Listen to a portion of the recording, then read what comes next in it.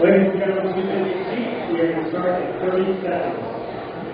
Hey, Mr. Kimball, where's your guy, Mr. Smith? He's here. Is he here? Well, he's in church. Oh. He's up there. Everyone knows.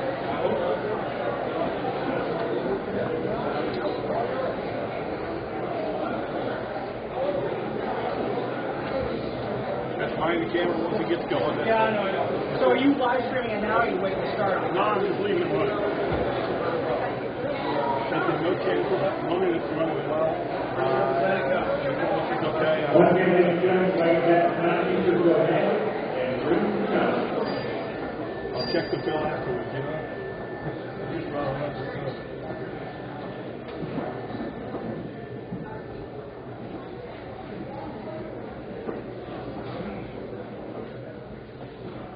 So I'd like to welcome you back to the second part of the three-part of the debate.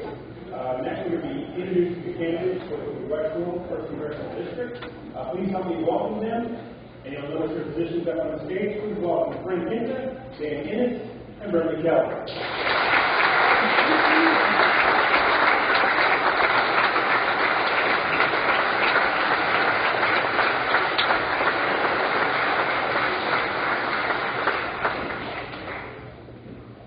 So for those who finished the first debate, what I'd like to do is announce debate one once again, Exeter Town Republican Committee, Keith Seacoast Republican Women, and the Rockingham County Republican Committee. We'd like to applause for them for your time.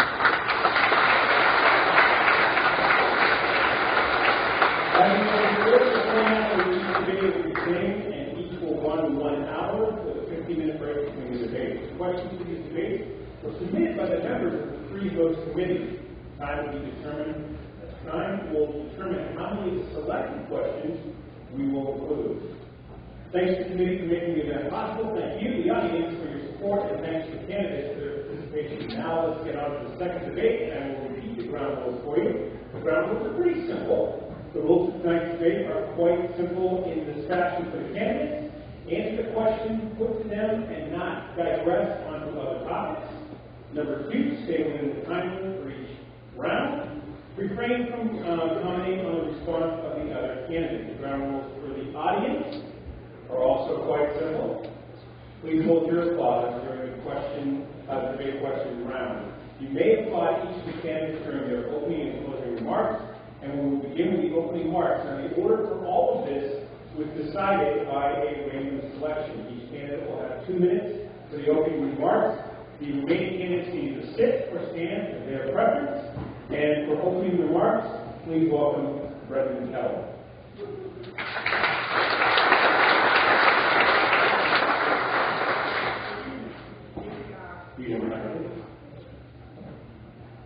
Good evening. Here we are in Exeter again.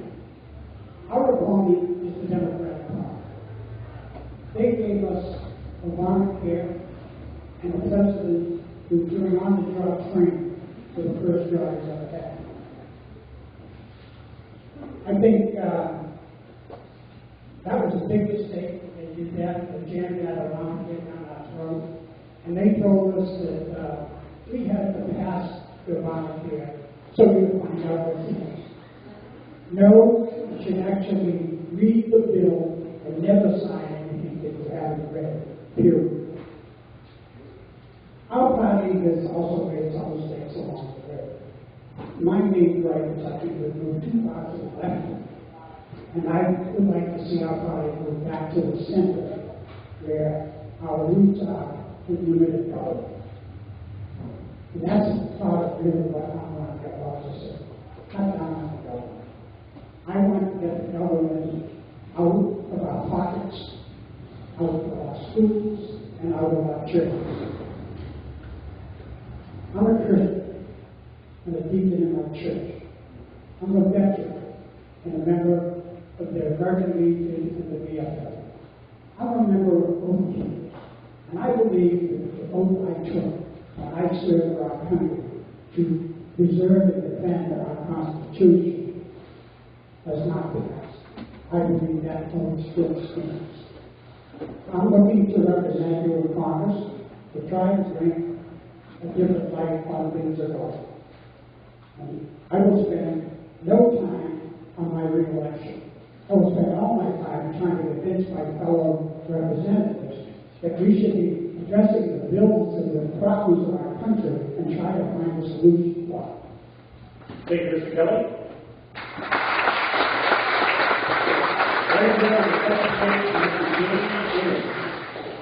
Good evening. Good evening. Great to be here at the birthplace of the Republican Party, and thanks to all of you for coming out to listen to this debate. I think it's an important part of the electoral process, and I hope you'll learn some things this evening. I think you will. Take just a minute and think a little bit about Congress, and feel that thought for a second. Right. How does it make you feel? Not real good. Congress is a dysfunctional mess, and Washington, D.C. is broken. And Washington is broken, and Congress is a mess, because we, the voters, keep sending the same people to Washington. We keep sending career politicians to Washington. We keep sending people to Washington who have been there before and are part of the problem. And if we want to change Washington, we've got to change the people who send them. I stand before you as a different type of candidate. I've not been in politics before, although arguably university politics is pretty thick. But I was the dean of business at the University of New Hampshire for 6.5 years. $30 million budget, always returned a surplus. Taxpayer money returned a surplus. Built a $50 million building, the first academic building built in UNA with no taxpayer money. We did it with private support, and reserves for the building have been built up over the years. I'm proud of that. And we grew enrollment by 40% while I was dean. I'm also a small business owner. I own a 32-room hotel in Portsmouth, and I understand what it takes to get business to grow and prosper. I grew up in Ohio, very modest upbringing, working class, first in my family to go to college, paid my own way, and paid off that last student loan when I was 38. 3 kids of my own, the oldest is 23, 21-year-old, and my beautiful 14-year-old daughter, Emily, is here in the front row this evening for her very first live debate. So she's going to tell me, I guarantee you she'll tell me on the way home how it did. But I'm going to ask for your support on September the 9th. I am a different kind of candidate. Let's send new people to Washington to turn it around. Thank you, sir.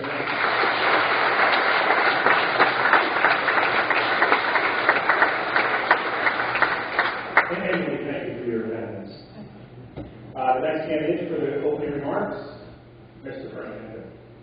Well, thank you very much, Jeff, for moderating, and thank you to the hosts. Thank you all for coming here this evening. First, I want to point out my mother who's here in the audience, Jenny Gibson, as well as my wife, almost now 17 years working with her. Thank you both for coming. Ladies and gentlemen, I have had the honor of serving you in Congress, and I appreciate that. I see so many friends and supporters.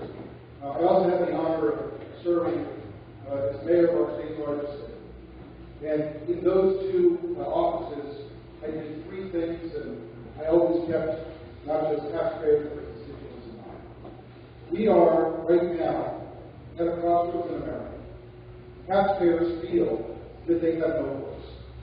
So when I was mayor of our state's largest city, I cut taxes, I cut borrowing, and made sure that the streets of our state's largest city were safe, secure, focused on improving education, made taxpayer dollars work more effectively for our state's largest city. And I took that same mindset to Washington when I represented the was not only able to be on the budget committee where we cut spending for the first time in 50 years, started to see a reduction in our short-term debt or deficit, but there is so much more work to be done on behalf of the future of America. This election is so critical. We need to not only get rid of the Carl Street border, but we need to win the United States Senate. So we have a body that is functional and send legislative solutions to the president. And make the president act either on our behalf or against us.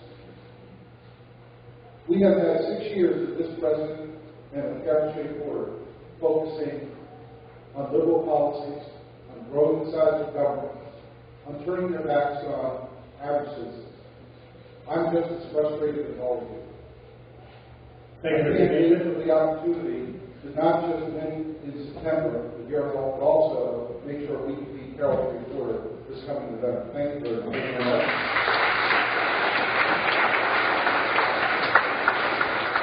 So this is the timekeepers in front of us have 2 sheets that they hold up. They let 30 seconds be known till the end, and then also they hold up a red sign that lets the candidates know they're out of time. I will give some leeway if you're in the middle of addressing a particular point, just only a little bit. Next part is for those of you who attended the previous debate. You know that I went out in the audience and I grabbed somebody who's going to help me pick questions at random. So I'm going to come on and pick somebody now.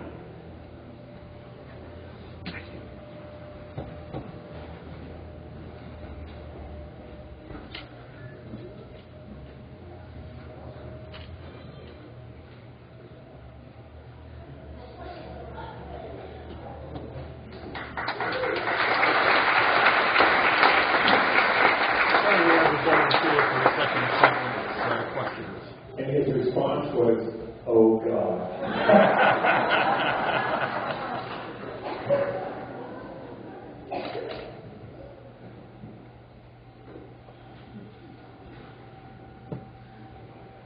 So the way this works is we have an order once again. We'll change the order as we go through these questions. I'll ask, there'll be 3 full rounds. That's 9 questions total. The first gentleman to answer this question will be Mr. Innes. And if I can have that question, please.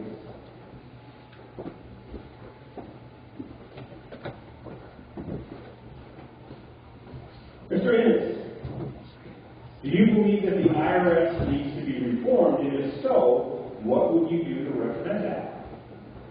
Oh, God. Where to start with the IRS? Should it be reformed? If not, it should be reformed, not all, right? The IRS is an agency that it's sort of the root of all evil. I'm thinking about taxes, structure, regulation, and maybe well, that's fine. There we go. All right. Thinking about the IRS, we all agree taxes are too high, but the bigger problem, I think, is the tax code, the difficulty in understanding it. We need a simplified tax code that we all understand and we can all work through. We should be able to do our own taxes. And I'm a proponent for a flatter tax code, something that we all understand. It takes away a lot of the loopholes and breaks for people so we know what we're dealing with. The IRS has to be brought back down to size. Under Obamacare, we've seen 125,000 new IRS agents added to the organization. They're not sitting around doing their job. They're sitting around watching for you to screw up, and they will come after you. And believe me, they will. Taxes are too high, tax codes are too complex.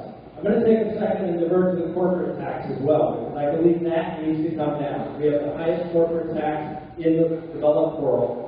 It encourages companies to keep their money overseas, not in America, not to invest it here and creating jobs here. So we've got to reduce that and bring it back to a level competitive with Europe in 20s or so. Thank you, Mr. Innes. Next one of the questions, granted the big question once again, will be Mr. Innes. Well, thank you for the question. Well, the question's different. Oh, wait, yes, sorry. All different questions. For this phase. Do you believe that the best solution to the issues with our Veterans Administration would be to privatize the agency? Why or why not? Well, I was astonished when we heard the news that veterans were waiting in line, and in some cases, time before they got their appointments with their physicians at VA centers across the country. It started out in Arizona, and it started to spread to other states throughout the country. We found out that we have longer waiting lines here in New Hampshire than we originally thought. I was disappointed that it took the president so long to remove Erickson second. Should have been done immediately, number one. Two, no veteran should have to beg for any kind of medical service in this country. Veterans who fight for our freedom, who come home, should have access not just to a VA center, but should have access to any hospital they want in America. The simple way to solve that problem is to give every veteran a card where they can go to a hospital of their choosing that eliminates the wait time. It eliminates the problems that we have here in New Hampshire where veterans unfortunately have to go to Massachusetts in order to get care. And it would send a message to veterans that we actually don't just care about them on Veterans Day, we care about them every day of the year. So I will absolutely continue to support and hope that we can accomplish in the next Congress establishing that VA card and get every veteran the immediate access they need to great positions around the country. Thank you, Mr. Gander. The next big question. A big round of applause for our volunteer, Bill. If we can call him a volunteer. Mr. Kelly, your question is, do you support civil choice, including homeschooling, these are other options? Why or why not? Well, thank you. That's a great question for me. I already mentioned I'm all for keeping the children out of our schools. School choice is an absolute must, and in my opinion, the government has no business being involved in what's going on in the local school. The local people are paying for it, and they should get to decide what kind of education they want the children to have. And that to me is just, plain common sense.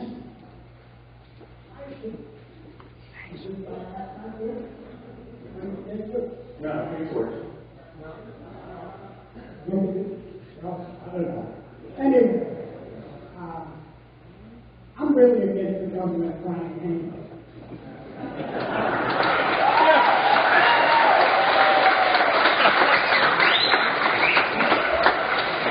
Anybody telling us anything that they do right?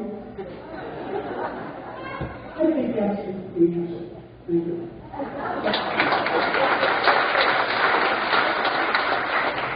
Now we're going to round two for this series of questions. The first person to answer this first question, randomly chosen, will be Mr. Ginza.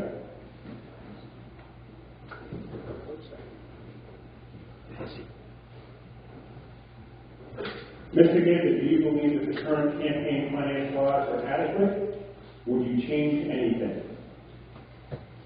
Well, I think there's a great frustration with the amount of money that's in politics these days, and I think the easiest way to solve that is to have immediate transparency.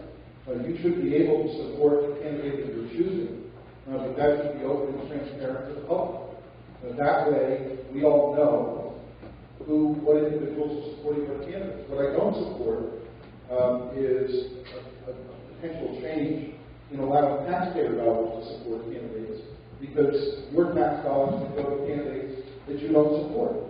And there is a movement to make that happen. I don't think it's the right way to handle campaigning. Here in New Hampshire, of course, we expect and demand grassroots campaigning. We demand and expect door-to-door campaigning.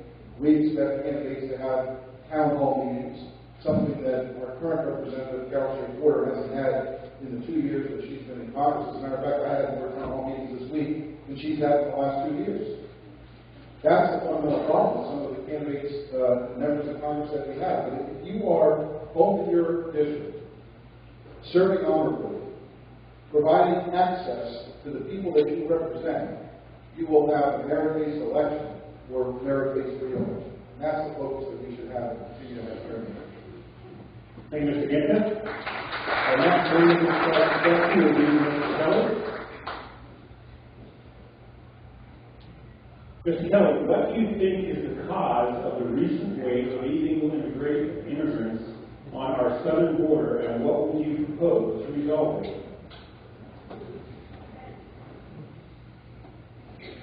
Well, I believe the cause is the Democrat Party needs as many people who don't understand what's going on in this country to be here as also.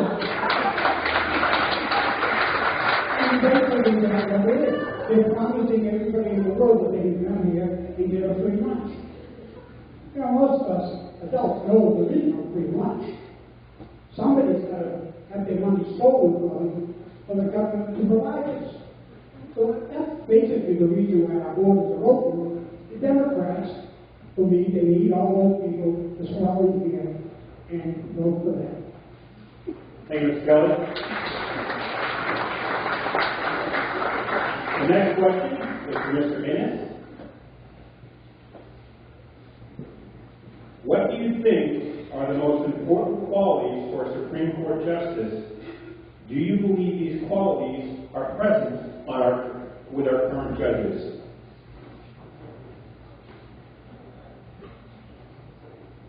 I think that the qualities necessary for a Supreme Court justice are pretty straightforward.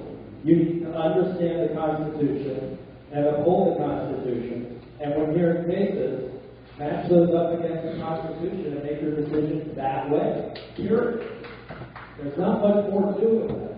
I've looked at some decisions recently. There's one regarding Obamacare where the Chief Justice, I think, went off the rails and stepped outside of the arguments that were being made to let Obamacare go on. It was a terrible decision. It was the wrong decision. And I think the Chief Justice made a serious mistake there. Second part of the question was what?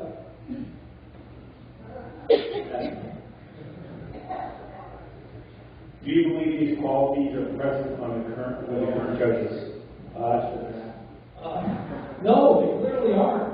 When you look at the court and you check down your list, I mean, it's pretty obvious those qualities aren't there with many of the current members of the court. And we all know who those members are.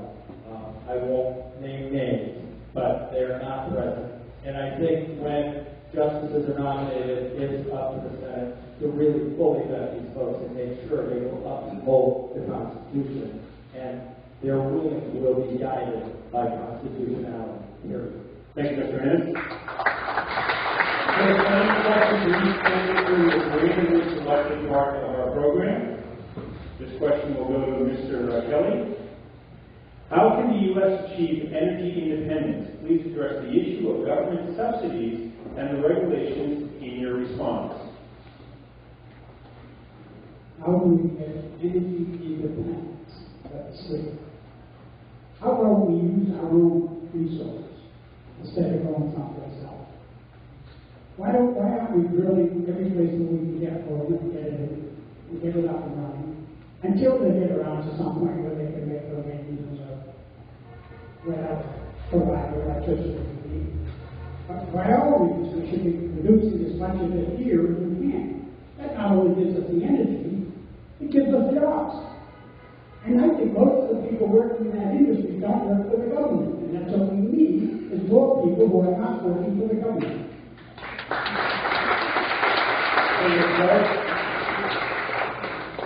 Next, Mr. Ennis.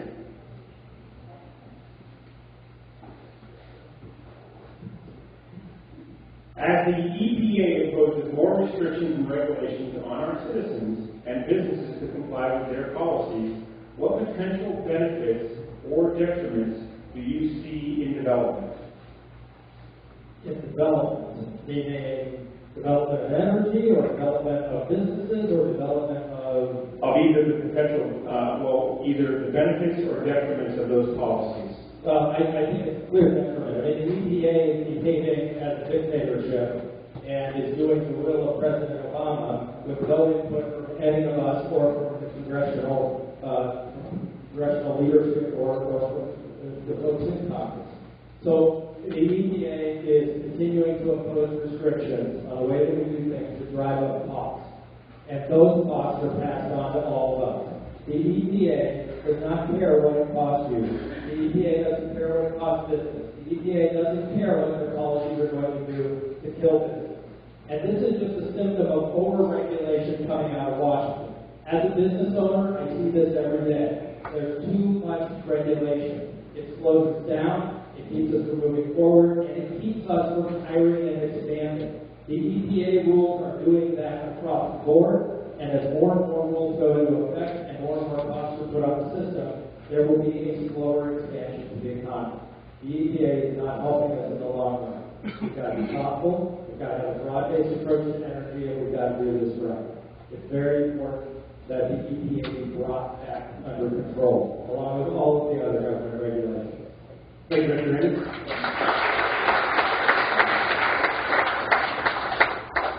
This last question to Mr. Ginton. If you are called on to vote on a defense issue as part of your job, what experiences would you draw on for your decision? Well, the most recent experience I have serving in Congress, and having to experience the many classified briefings that you go through, listening to the generals on the ground about the death that occurs to American soldiers. I had the fortune of visiting Afghanistan when serving Congress. I can't tell you how admirably our soldiers and our forces fight for the freedom that we enjoy. Taking a vote on going to war is not an easy one. None of us want to go to war. None of us want to be in a world where we have to consciously think about those who want to kill us. But as we sit here on a beautiful summer evening, there's a group of terrorists called ISIS in Iraq who are killing Christians, who are killing Americans. We have a president that is about 100 miles down the street taking a vacation. I think it's offensive. It's offensive to Americans.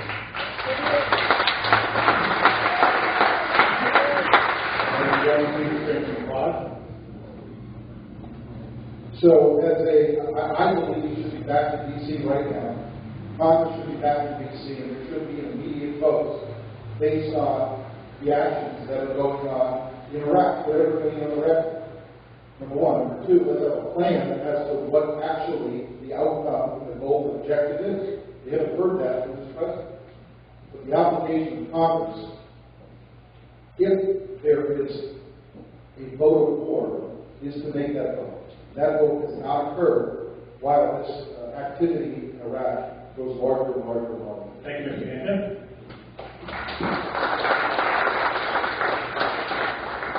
All right, candidates and audience, it's time for us to change this up a bit. This is what we call the lightning round. For those of you who were here during the last debate, you know what I do is I'm going to have a series of questions. They are yes or no answers. I ask the candidates please to stick to yes or no. I am going to change it up a little bit based on your advice after the last debate. What I'm going to do is I'm going to ask each one of these questions one at a time to each one of these candidates.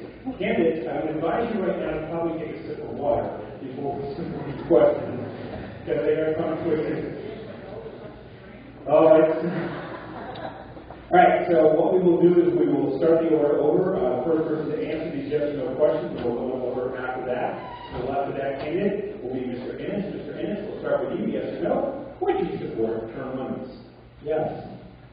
Mr. Ginko? Same question, correct? Same question. Would you support term limits? Yes. Mr. Kelly? Absolutely. All right, so now the next question, we're going to go ahead and go to Mr. Ginko. If elected, would you work to seal all the borders of the U.S. as a first step in immigration reform? Yes. Mr. Kelly? Yes. Mr. Ennis? Yes.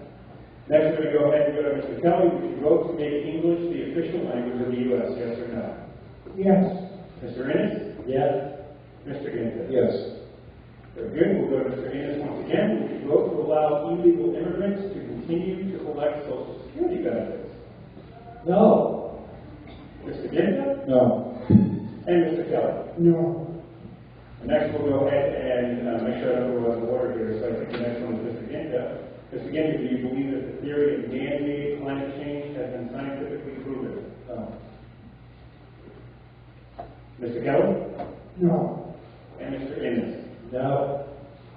And Mr. Kelly, you'll answer this next question first. If yes or no, do you believe that the laws that Congress passes should apply to its own members? Absolutely. Mr. Ennis? Yes. And Mr. Ginko? Yes. Next question goes to Mr. Ennis. First, would you support a balanced budget amendment? Yes. Mr. Ginko? Yes. And Mr. Kelly? Yes. Next, we'll go ahead and go to Mr. Ginko. For this question, do you believe that the federal government has not succeeded, excuse me, do you believe that the federal government has exceeded its authority? Yes or no? Well, yeah, absolutely, yes. Very good. In lots of areas. Okay, yes or no? What we'll do is we'll go to Mr. Kelly. Same question for you. Do you believe that the federal government has exceeded its authority? Yes.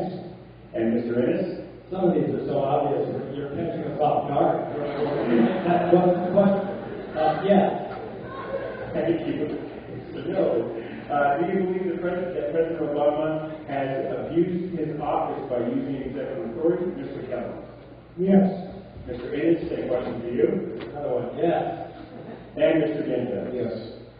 Next question will be Mr. Ennis first. Would you approve the Keystone Pipeline project? Yes or no? Yes. Mr. Ginta? Yes. And Mr. Kelly. Yes. Next question will go to Mr. Ginta. Do you believe that the right to bear arms applies primarily to police and military? Mr. Ginta, yes or no? No. Mr. Kelly? No. And Mr. Ennis? No. Next question will go to Mr. Kelly first. Would you oppose a bailout of states that have experienced bankruptcy because of the irresponsible spending? Yes. Mr. Ennis? Yes. No. Mr. Let me make sure I remember right. Next will be Mr. Ennis. Would you vote for a bill rejecting Common Core standards? Yes. Mr. Ginta? Yes. Mr. Kelly? Yes. Very good. The next question will go to Mr. Ginta first. Do you believe the VA should be privatized? Yes or no? Lightning round. Yeah, I think it's not. Okay. Mr. Kelly? Yes. Mr. Ennis? Yes. Next question will go to Mr. Kelly first. Do you agree with the current cutbacks in the military? Mr. Kelly? The current cutbacks. Do you agree with the current cutbacks to the military? Yes or I no? have to say yes. Okay. Mr. Ennis? No. Mr. Ginta? No. This next question is going to go to Mr. Ennis. Do you support school choice, including homeschooling and other non-public options? Absolutely yes. Mr. Ginta? Yes. And Mr. Kelly? The question was, do you support school choice, including homeschooling and other non-public options? Yes. Do you believe that the IRS should be abolished, Mr. Ginta? Yes. Mr. Kelly? Yes. And Mr. Ennis? Yes. The next question goes to Mr. Kelly first. Would you work to repeal the Federal Department of Education? Yes. Mr. Ennis? Yes. And Mr. Ginta? Yes. This next question first goes to Mr. Ennis. Do you believe that the NSA is out of control? Yes. Mr. Ginta? Yes. And Mr. Kelly? Yes. This next question will now go to Mr. Ginta. Do you feel that the U.S. Congress has relinquished its power to the executive branch? Yes. Mr. Kelly? Yes. And Mr. Ennis? Yes. This last question will start off as a lightning round. Mr. Kelly, do you believe that the power exercised by the union bosses benefits their workers? Yes or no? No. Mr. Ennis? No. And Mr. Ginta? No. Very good, gentlemen. Give them a round of applause.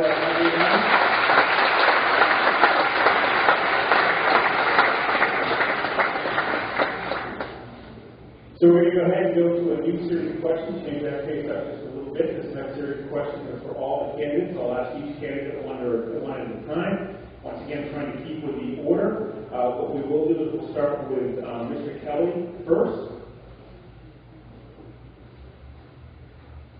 And your first question, Mr. Kelly, once again, I will go down to each one of the candidates to the same question. In light of the Obamacare failures, what would you propose to repair our health care insurance system, Mr. Kelly?